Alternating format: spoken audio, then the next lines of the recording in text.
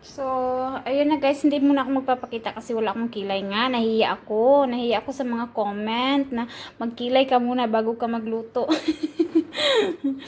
Tinatamad kasi ako magluto. Oh, ito na guys, yung fish isda to na Sarah. So, lulutuin natin siya, lagyan natin siya ng cream mamaya. Natatakot ako sa oil. Ayun. Nilagyan ko lang siya ng salt at saka yung seasonings, garlic. Hindi kami masyadong naglalagay. Hindi kami naglalagay talaga ng MSG, yung bitchen.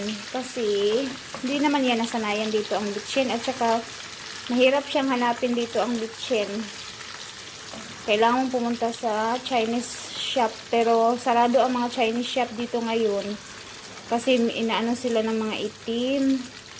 Inaaway sila kaya nagsarado lahat ng mga Chinese.